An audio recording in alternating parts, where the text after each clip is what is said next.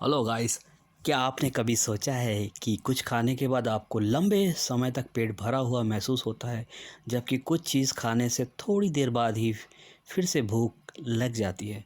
इसका सबसे बड़ा कारण है कि अलग-अलग भोजन हमारे ब्लड शुगर और इंसुलिन पर अलग-अलग असर डालते हैं।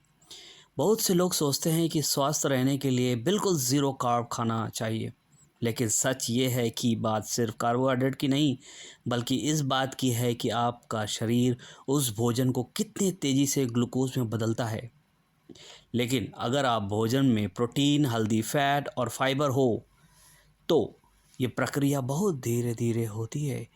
यही कारण है कि ब्लड शुगर अचानक नहीं बढ़ता और इंसुलिन का स्तर भी अधिक नहीं बढ़ता।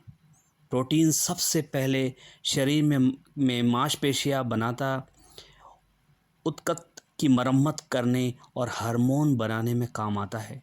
यदि शरीर को अतिरिक्त प्रोटीन मिलता है, तभी उसका थोड़ा सा हिस्सा धीरे धीरे ग्लूकोज में बदलता है।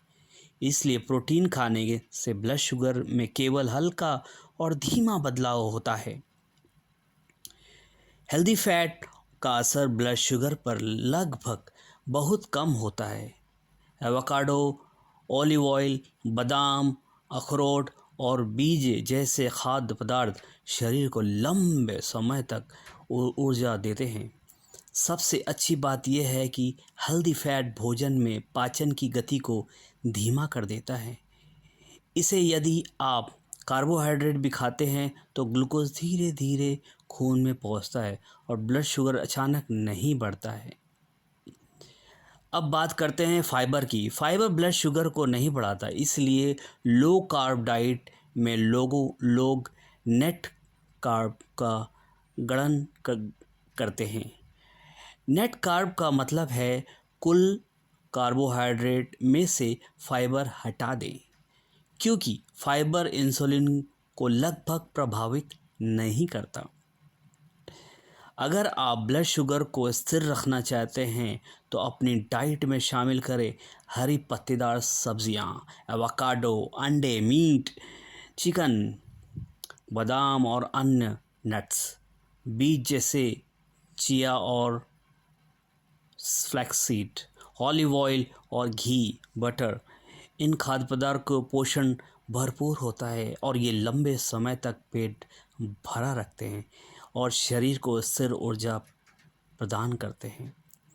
याद रखिए, स्वस्थ रहने का मतलब है कार्बोहाइड्रेट से बचना नहीं है, बल्कि ऐसे प्राकृतिक और पौष्टिक भोजन चुनना है जिनमें हेल्दी फैट, अच्छी मात्रा में प्रोटीन और फाइबर हो। जब आपका भोजन संतुलित होता है तो ब्लड शुगर स्थिर रहता है, ऊर्जा बनी रहती है और बार बार भूख नहीं लगती है। छोटे छोटे सही चुनाव आपकी सेहत को बड़ा बदलाव दे सकते हैं। और आपको इंटरमिटेंट फास्टिंग करनी चाहिए या टाइम रिस्ट्रिक्टेड फास्टिंग करनी चाहिए, जिसमें क्या हो कि आपका 16 घंटे का कम से कम फास्टिंग हो और 8 घंटे की ईटिंग विंडो हो। यानी कि आपने लास्ट 5 बजे खाया आपका डिनर और नेक्स्ट डे आप खा रहे हैं करीबन 1 बजे लंच।